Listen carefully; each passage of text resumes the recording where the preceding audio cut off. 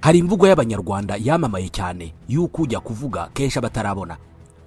Amashusho ya perezida wa Venezuela Nicolas Maduro acumbagira, ananiwe, agenda yubitse umutwe ndetse akurizwa akajugujugu, ubona bamutsindagiramo, yababaje benshi cyane cyane abari bamuzi. Uyu mugabo yatangiye kugaragara mu nkiko za Amerika nyuma yo gushimutwa mu gihugu cye, ahashinjwa ibyaha birimo gucuruza ibiyobyabwenge muri Amerika.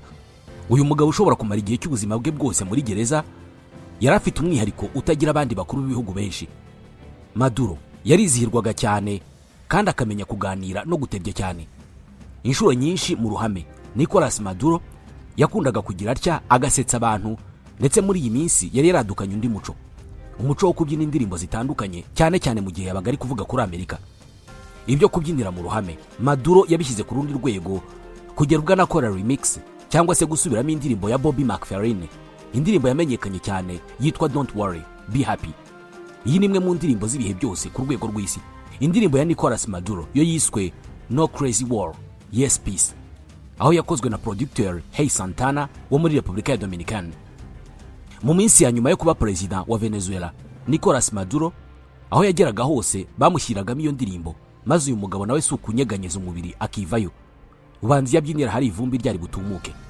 Ibi byo kubyina Maduro yari amaze iminsi yiharaje, byari ibirori i Caracas, ariko i Washington byaragasuzuguro.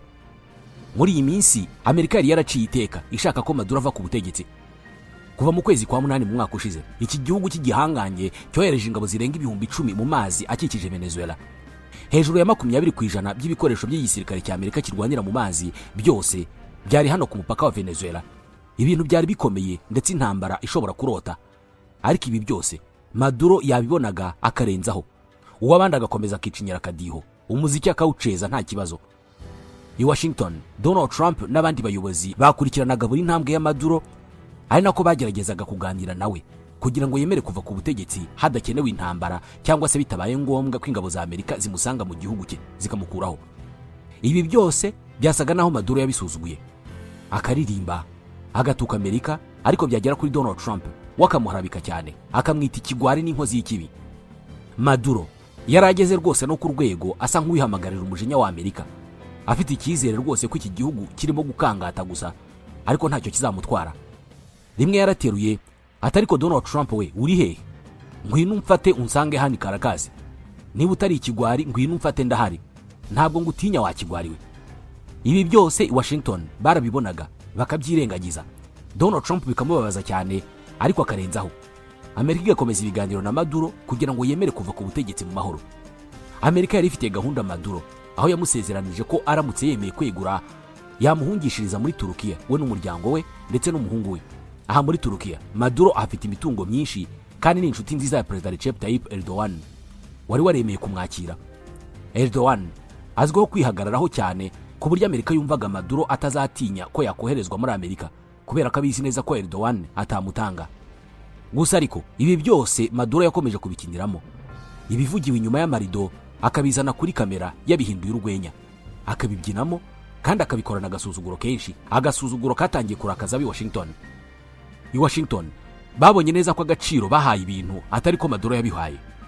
Kuva ku butegetsi kwe cyari ikintu bumvaga agomba guha agaciro cyane, akacyubaha, mu gihe inyungu za Amerika nazo gukinirwamo n'umugabo Amerika ivuga ko ayoboye igihugu ataratsinze amatora, ariko akaba arimo no guhabwa amahirwe yo guhunga, akabizanamo imikino. Uburemere Maduro yahaye iyi dosiye bwari buto cyane ugereranyije n'agaciro kayo imbere y'abanyamerika. Ibi bikagaragazwa n'uburyo aho gufata umwanya ngo atekereze ku byifuzo yahawe na Amerika ndetse n'icyo yabikoraho, we yahitagamo gufata umwanya munini agatumiza imbaga y'abaturage akababyinira imbere yisekera, ubona rwose ko ibintu yabyoroheje cyane. Amerika yari yiteguye intambara yo gukuraho uyu mugabo kandi ntiyabihisha, ariko undi we ntabwo yigeze abiha agaciro rwose. Uku kutabiha agaciro kwageze ubwo birakaza Perezida Donald Trump nyirizina. Donald Trump ni Perezida wa Leta Zunze Ubumwe za Amerika, ariko utarakuriye mu birebana na diplomasi. Aha ndavuga ibirebana no kwitwararika, hamwe umunyapolitike abaza umwanya we bityo akamenya kwitwararika mu mivugire, imikorere n'ibindi. Kuri Donald Trump ibi byose ntabwo bikora. Umubajije ikibazo ntakishimire, agutukiraho ngaho mu ruhame igihe uri umunyamakuru. Wowe nk'umuntu usanzwe w'umuturage cyangwa se w'umunyamakuru ushobora kumutuka uzi kututse Donald Trump nk'umuntu ku giti cye, ariko wagakoresha imbaraga z'umwanya afite akakugendaho bikakugiraho ingaruka. Abayobozi bakorana nawe bakunda kubivuga. ntabwo atinya gukoresha ingufu nyinshi cyane mu guhangana n'umuntu umwe ku giti cye. Ibyo ushobora kwita ko byoroshye imbere ye bishobora gukomera, kimwe n'uko ibyo watekereza ko bikomeye imbere ye bishobora kuba ntacyo bivuze. N'uyu munsi hari abagabo barakaje Donald Trump bazi ko barimo gukora akazi kabo, ariko akaba akirimo guhangana nabo. Muri manda ya mbere ya Donald Trump, James Comey yari umuyobozi wa FBI ndetse yafashe iya mbere akurikirana ibirego byashinjaga Uburusiya gufasha Donald Trump kwiba amatora yo muri Amerika. Donald Trump byaramubabaje cyane, yirukana James Comey mu 2017, ariko n'uyu munsi nyuma y'imyaka 8 yose Donald Trump aracyafitiye inzigo Comey, ndetse ngo yamuteje abashinjacyaha kugira ngo bamukurikirane ku byaha abanyamategeko ba Comey bavuga ko byatewe n'igitutu cya Donald Trump. Muri make, iyo wageze ku ruhande rubi rwa Donald Trump, ni byiza kugenza make. Ubutaha n'ujya ubona abayobozi b'isi yose barimo na Vladimir Putin barimo gusingiza uyu mugabo, ni byiza kumenya ko bamwe muri bo baba birinda gukoma rutenderi. Kuri Donald Trump ushobora kumurakaza uzi ko ari ibintu byoroshye, bugacya igihugu cyawe yagishyireho ibihano by'ubukungu bikomeye, kandi ikibazo mwagiranye waratekerezaga ko wakigiranye n'umuntu ku giti cye. Uyu Donald Trump rero niwe Maduro yagiranye nawe ikibazo gikomeye. Ibyo Maduro yakoraga byose ngo byasaga no kurenga umurongo utukura, gusa byaje gupfa burundu nyuma y'ikiganiro bombi bagiranye kuri telefoni. Ikiganiro cyaje nyuma y'uko Maduro yanze kumva intumwa zose za Donald Trump, biba ngombwa ko Donald Trump ari umwihamagarira nyirizina. Donald Trump yamuhaye nyirantarengwa, amubwira ko agomba kwegura cyangwa se akazava ku butegetsi nabi. Maduro nk'ibisanzwe ntabwo yabihaye agaciro. Mu gitondo cyakurikiyeho yasubiye kuri televiziyo y'igihugu arabivuga ibyo baganiriye. Kuri Donald Trump n'abandi bayobozi ba Amerika, iki cyari ikimenyetso cya nyuma, ikimenyetso simusiga cy'uko Maduro adashobora kumvikana. Niba koko Amerika yari ifite gahunda yo gukuraho Maduro, uburyo bwonyine bushoboka bwari ugutegura igitero cya gisirikari. By'umwihariko kuri Donald Trump, ngo izi mbyino za Maduro zaramubabazaga cyane, akabyanga kubi. We yabifataga nk'aho Maduro arimo guseka Amerika, ushatse wavuga kuyishinyagurira. Ikindi cyabaje abanyamerika ni uburyo Maduro yakomezaga kubwira abaturage ko nta kintu Amerika yamutwara, agakomeza kwerekana ko ibyo yakoze byose byo kuzana ingabo hafi y'umupaka we ngo ari ibintu by'ibikabyo gusa. Kuri iyi ngingo ntabwo Maduro yararimo gusuzugura Donald Trump gusa, ahubwo ngo yageze ku rwego arimo gusebya igisirikare cya Amerika. Aha rero ni Amerika yaboneye ko niba yifuza kurengera izina ryayo ku rwego mpuzamahanga, niba yifuza kwisubiza icyubahiro cyayo ku ruhando mpuzamahanga, ngo yagombaga koko gukuraho Perezida Maduro nk'uko yabimusezeranije, bikabera bose isomo ry'uko Amerika ivuze ngo buri wese aba agomba kumva. Muri iki kiganiro tugiye kugaruka ku bindi bintu bishya byahishuwe ku ifatwa rya Nicolas Maduro, ndetse n'ibihe bikomeye ingabo za Delta Force zanyuzemo kugira ngo zite muri yombi uyu mugabo mu gitero gikomeye cyane. Ni igitero cyakoreshejwemo indege z'intambara na za drone zirenga 150, kandi zahagurukiye ku bigo bya gisirikari bigera kuri 20. Kuva ku batasi bakomeye CIA yohereje muri Venezuela kugera ku mpamvu Maduro arimo kugenda acumbagira muri iyi minsi, byose tugiye kubigarukaho. Jye nitwa Ismael Mwanafunzi, bahaye ikaze muri iki kiganiro.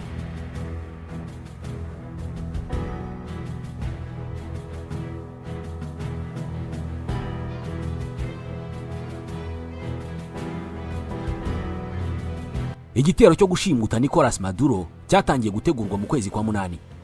Muri icyo gihe urwego rw'ubutasi rwa Amerika CIA rwohereje abatasi muri Venezuela, aho bari bafite inshingano ebyiri nyamukuru. Iya mbere yari ugutata Perezida Maduro ndetse n'abantu bose bamuri hafi, by'umwihariko abarinzi be. Mu myaka ya nyuma y'ubuyobozi bwe, Perezida Nicolas Maduro yari yaragiye yikanga ko ashobora kugambanirwa n'abantu bo mu butegetsi bwe. Ibyatumye afata icyemezo cyo kwitabaza Cuba, ikaba ari imuringira umutekano. Abantu bari hafi cyane ye, bamwe bagendana nawe, bari biganjemo abanyacuba, ndetse bari mu baguye muri icyo gitero cyo kumushimuta. Leta ya Cuba yavuze ko yahatakarije abasirikare 32, kandi uyu mubare ushobora kwiyongera. Aba bari abarinzi ba Maduro, ndetse mu kanya turavuga uburyo bapfuyemo. Ikibazo gikomeye abatasi boherejwe na CIA bari bafite i Caracas, nuko Amerika nta ambasade yari igifite muri icyo gihugu, kubera ko iyo ambasade yafunzwe mu 2019. Ubundi yo CIA yohereje abatasi mu gihugu ifitemo ambasade, birayorohera kubera ko ambasade yo muri icyo gihugu ihita ibaha passport z'abadiplomate. Izi passport zifite ubudahangarwa ku rwego mpuzamahanga. Iyo abatasi bazifite, biroroha cyane ko bakora akazi kabo, ndetse bakwisanga mu bihe bikomeye, wenda nka police ikabakekaho gukora ubutasi, ikaba yabafunga, bahita berekana za passport z'abadiplomate, ubwo bakarekurwa cyangwa se dosiye yabo ikoroha. Muri Venezuela ibi ntabwo byashobokaga. Abatasi ba CIA bagombaga kwinjira mu gihugu bagakora akazi kabo, nta kintu na kimwe gishobora kubarengera mu gihe cyose hagira ikibazo kiba. Aka kari akazi katoroshye cyane kubera ko Maduro amaze igihe yarashyizeho ingamba zikomeye cyane zo guhiga no gufata abakekaho ubutasi bose, by'umwihariko kubura umunyamerika muri Venezuela ubwabyo byashoboraga gutuma utabwa muri yombi. Ikindi kandi ntabwo Maduro yifashaga muri ibi bikorwa byo guhiga abatasi mu gihugu cye. Uburusiya na Iran ndetse n'Ubushinwa byari bifite uburyo byose bifasha Venezuela mu rwego rw'ubutasi. Icyakora Cuba niyo yari iyoboye ibindi bihugu mu gufasha Venezuela mu bijyanye n'ubutasi. Umunyamabanga wa leta ushinzwe ububanyi n'amahanga wa Amerika Marco Rubio aherutse kuvuga ko Cuba yari yarakolonije Venezuela, aho yagenzuraga igisirikare cyayo ndetse n'urwego rw'ubutasi. Ibyerekana uburyo iki gihugu cyari cyarahashoye byinshi. Kuri ba batasi ba CIA, iyo haza kugira n'umwe gusa ugira ibyago bakamucurwaho agafatwa, byashobokaga cyane ko iyo operation yo gushimuta Maduro yari kubipfubye burundu. Ni operation Amerika yise Operation Absolute Resolve. Ibyayo byose byari kuzamo kidobya iyo hagira umutasi n'umwe Venezuela itahura. Icyakora hari impamvu bavuga ko CIA ari rwo rwego rwa mbere ku isi mu bijyanye n'ubutasi. Abatasi bayo ntabwo ari abantu baba basanzwe. Mu gihe cy'amezi 5 yose aba batasi bazengurutse Caracas yose bahiga amakuru yose kuri Maduro, bamutata imbere n'inyuma, iburyo n'ibumoso. Bamumenye ku buryo amakuru yose bari bamuziho yatangaje cyane na bamwe mu bayobozi ba Amerika nyirizina. Mu minsi ya nyuma y'ubutegetsi bwe, Maduro yajyaga agira atya akagenda mu modoka mu mihanda ya Caracas kugira ngo yereke abaturage ko nta kibazo gihari kandi ko atari mu bwihisho nk'uko bamwe babivugaga. Icyo nawe ubwe atarazi muri icyo gihe nuko yabaga arimo kugendana neza n'abatasi ba CIA, bamwe bamukurikiye bari kuri moto, abandi bari mu modoka. Igiteye ubwoba muri ibi byose nuko Maduro ari umwe mu bayobozi bakoraga ibishoboka byose kugira ngo yihishe. Uyu mugabo amaze imyaka myinshi adakoresha telefoni z'abanyamerika ndetse n'abamuri hafi ntazo bagombaga kuba bafite. Ariko ibi byose ntibyamurengeye ngo bimuhishe nk'uko yabyifuzaga. Aba batasi ba CIA bageze ubwo bamenya imyenda Maduro yambara buri munsi, bakamenya amafunguro afata buri munsi, ndetse banageze ubwo bamenya amatungo yorora iwe mu rugo ndetse n'ibyo yagaburira. Byose ni amakuru bari bafite imbere yabo akantu ku kandi. Ikindi gitangaje nuko muri icyo gihe cyose aba batasi bagendaga inyuma ya Maduro, hejuru yabo habaga hari drone za Amerika zikurikira Maduro ahagiye hose, kuva mu gitondo akibyuka kugera mu ijoro asubiye mu buriri. Kuva mu kwezi kwa 8 mu mwaka ushize kugera Maduro atawe muri yombi, nta na rimwe yigeze akora urugendo adafite drone z'abanyamerika hejuru ye. Amashusho yahajya, umwanya hamara ndetse n'icyo yagiye kuhamara byose byabaga biri mu maboko y'abanyamerika. Hejuru ya drone, abanyamerika bari barongereye umubare wa satellite cyangwa se ibyogajuru hejuru y'ikirere cya Venezuela, bigakekwa ko ibyo byogajuru byari bifite inshingano nyamukuru yo gukomeza kumushakaho amakuru. Izi drone n'ibyogajuru nibyo byaje kumenya umubare w'inzu Maduro araramo. Mu minsi ishize twababwiraga ko Maduro yararaga mu nzu nyinshi zitandukanye kandi akarara no mu byumba bitandukanye. Icyo tutari twakamenya icyo gihe ni umubare w'inzu yararagamo. Kuri ubu uyu mubare waramenyekanye. Maduro yari afite inzu 8 zose ahinduranya. Inzu ari buraremo we n'umugore we ntabwo n'abarinzi be babaga bayizi, kubera ko iki ngiki ni icyemezo yafataga mu ijoro cyane, iminota mike mbere yuko atakajya kuryama. Ibi byose byari ingamba Maduro yafashe akeka ko niyo abanzi be bagambirira kumugirira nabi batari kumenya neza hari, bityo bikaba byabatinza cyangwa se bikaburizamo umugambi wabo mubisha. Izi ngamba zafashije Maduro kubera ko na Amerika nyirizina kumenya aho Maduro ari burare byabafataga igihe, rimwe na rimwe bakabimenya ari uko babonye imodoka ze zirimo kujyayo. Kugira ngo Amerika ikemure iki kibazo, yashyize imbaraga mu gushaka umwe mu bantu bo hafi ya Maduro uzajya baha amakuru ye. Uyu muntu baje kumubona ndetse ngo yafashije cyane Amerika muri iyo operation kubera ko niwe watangaga amakuru y'imbere neza yerekeye ubuzima bwa Maduro bwite kugera no kumitanywa. Byagiye kugera mu ntangiriro z'ukwezi kwa 12, Amerika izi neza Maduro imbere n'inyuma.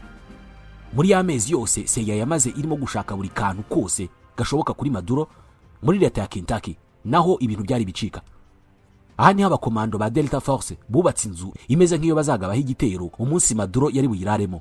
Ntabwo bizwi neza niba inzu zose Maduro yararagamo zarubatswe muri Kentucky kugira ngo zitorezwemo, ariko ikizwi nuko hari inzu imwe bubatse bayitorezaho cyane, bigakekwa ko ariho Maduro yakundaga kurara cyangwa se akajya mu biruhuko. Muri iyi myitozo aba bakomando bakoze bashyize imbaraga mu kugaba igitero cyihuta cyane. Bitoje kumena inzugi z'ibyuma bikomeye cyane zari ku nzu ya Maduro, aho bari bafite intego yuko mu gihe cyose bamaze kumena izo nzugi bagombaga kugera kuri Maduro mu gihe kiri munsi y'iminota 3 kugira ngo batamuha igihe cyo kuba yacikira mu bindi byumba. Kwihutisha iyo operation byari ingenzi cyane kubera ko iyo bagira ibyago Maduro agakanguka agatangira kwiruka ahungira mu bindi byumba byashoboraga gutinza operation kubera ko inzu y'ubwayo yari nini. gutinda kwa operation binavuze ko Venezuela yari kubona umwanya wo kuzana izindi ngabo nyinshi zigahangana n'ingabo za Amerika. Ibi byose ntabwo ushobora kumenya aho byerekeza kubera ko bishobora no kurangira bibaye intambara nini. Amerika ikaba yahaburira ibikoresho ndetse n'abakomando kabuhariwe bayo, abakomando baba baratanzweho byinshi mu kubatoza. Icyakora niyo bigenda nabi hakavuka intambara, iyi ntambara nayo Amerika yari yayiteguye. Iyo biba ngombwa wenda abasore ba Delta Force bagatinda gufata Maduro, bityo Venezuela ikazana izindi ngabo, Amerika nayo yari yateguye ingabo zari hafi aho ngaho ku buryo zose zari guhita zurira indege zikajya muri operation yo kubohora abasore ba Delta Force. Icyari kuba cyose, Amerika ntabwo yari kwemera ko abakomando ba Delta Force bafatirwa kwa Maduro. Icyo gisebo ntabwo yari kukihanganira, yari guhitamo kurwana intambara ikomeye cyane, ariko abo basore b'indwanyi kabuhariwe ntibafatwe ngo bafungwe na Maduro. Ibi kandi niko byari kugenda nk'iyo Venezuela ishimuta indege n'ibindi bikoresho by'ingenzi kuri Amerika. Muri bukazangabo zirenga 10,000 zari mu mazi akikije Venezuela.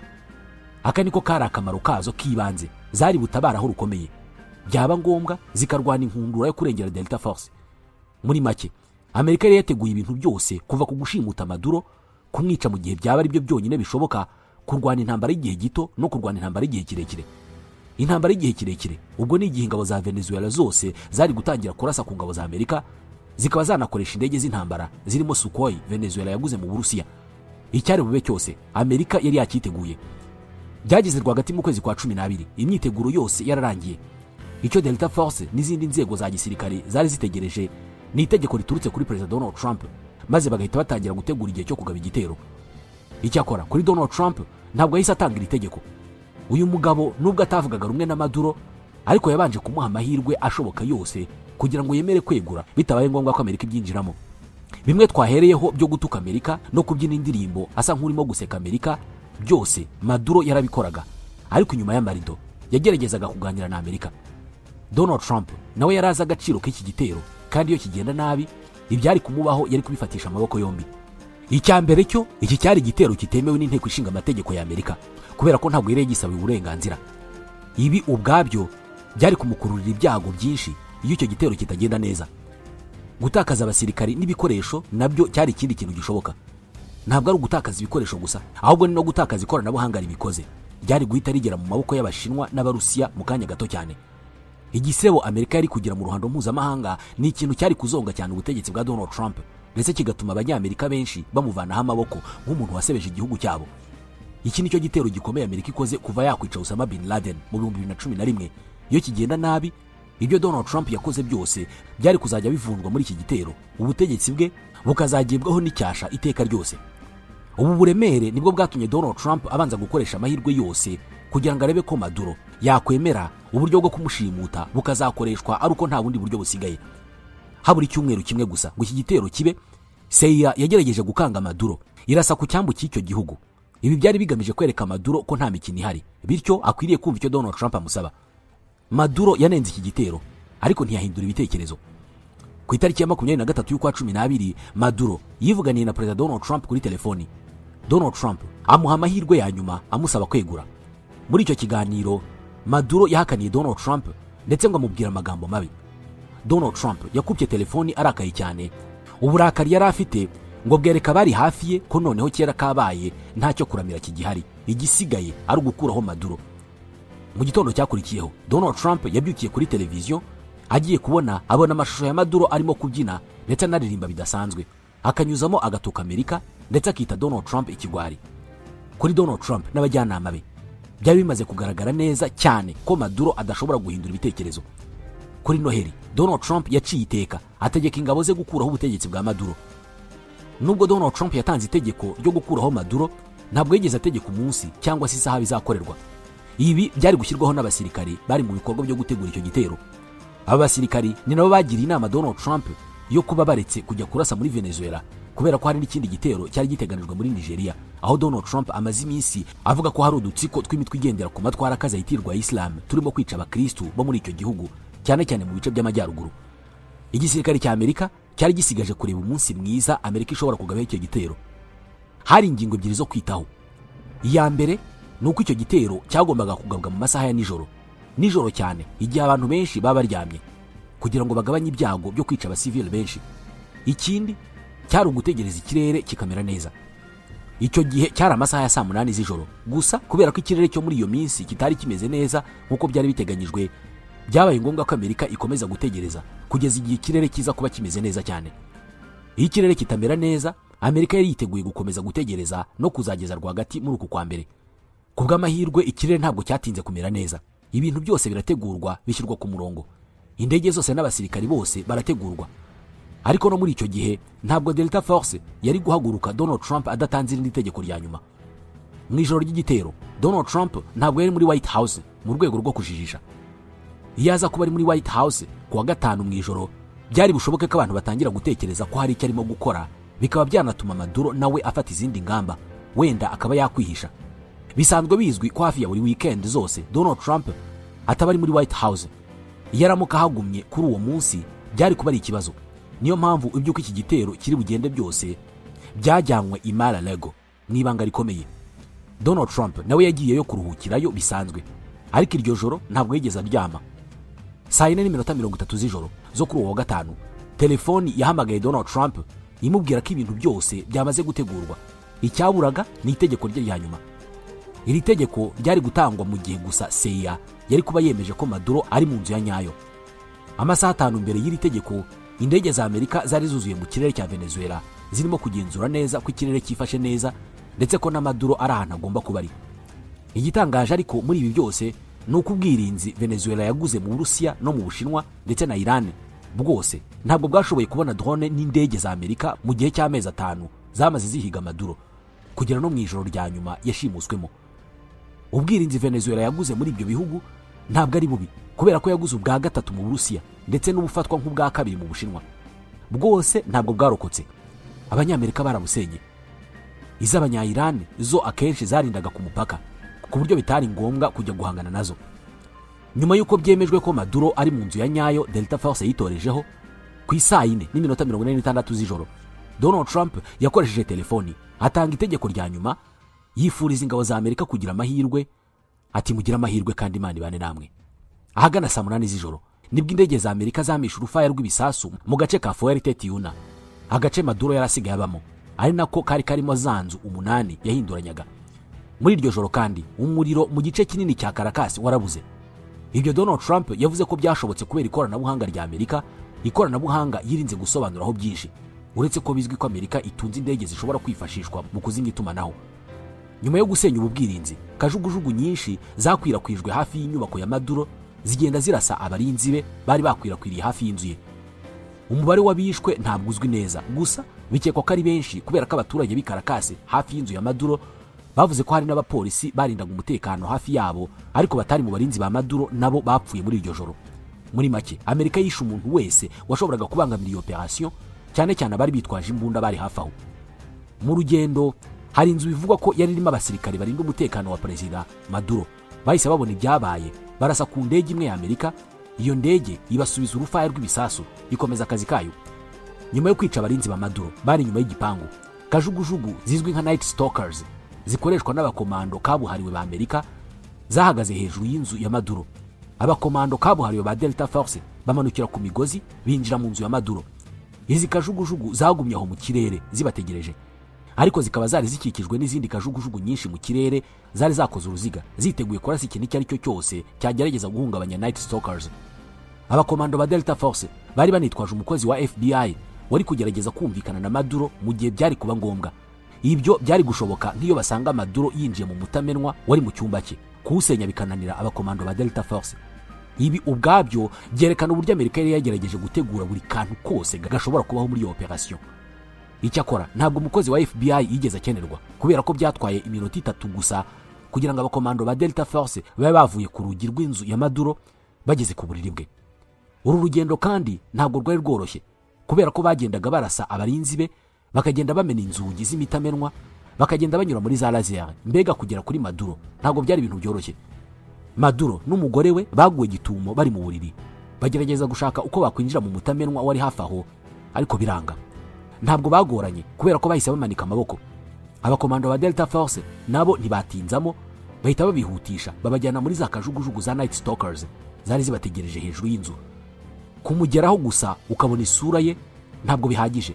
Aba bakomando ngo banakoze ibizamini byihuse byo kwemeza koko niba uwo bafite ari perezida Maduro, maze mu minota 5 gusa kuva binjiye mu nzu bahita bemeza aya makuru. Bakemeza ko uwo bafite ari Maduro n'umugore we, bahise bapfuka Maduro ibitambaro mu maso, bamwambika na ekuteri zituma adashobora kumva ibivugirwa hanze ye. Ako kanya bamusohoye yambaye amapingu, bamwuriza akajugujugu, bamujyana ku bwato bw'intambara buzwi nka USS Iwo Jima, bwari buparitse mu birometero 160 uvuye ku nkombe za Venezuela. Aha Maduro yurijwe n'indege ajyanwa ku birindiro by'ingabo za Amerika zirwanira mu mazi biri Guantanamo Bay, ni muri Cuba. Ahangaha bahasanze indege ya Boeing 757 ya guverinoma ya Amerika, maze Delta Force ishyira Maduro mu maboko y'urwego rw'iperereza rwa FBI. Operation yo gufata Maduro imara iminota 30 yonyine. Ibi byose byabaga Donald Trump arimo kubibona imbona nkubone, yageretse akaguru ku kandi aho yari Mar-a-Lago ari kumwe n'abandi bayobozi bakuru muri guverinoma ye no mu nzego za gisirikare. Donald Trump yahagaritse kureba iyo operation amaze kubona neza ko ingabo zose za Amerika zavuye muri Venezuela. Hagati aho mu masaha make Maduro yarageze New York, aho yacumbikiwe muri gereza, ndetse magingo aya yatangiye kugera imbere y'urukiko. Benshi bakunze kubona Maduro acumbagira. Amakuru avugwa ariko ataremezwa neza ngo nuko abasore ba Delta Force bamutsikamiye barimo kumwambika amapingu ndetse no kumuterura. Aba basirikare ba Delta Force baba ari abasore barebare kandi bafite ibiro byinshi. Nawe bagutsikamiye wabyumva. Nshuti bakunze mudasiba kutwumva. Ikiganiro cyacu cya none nta tugisoreje. Tubashimiye ko mwabanye natwe. Naho ubutaha.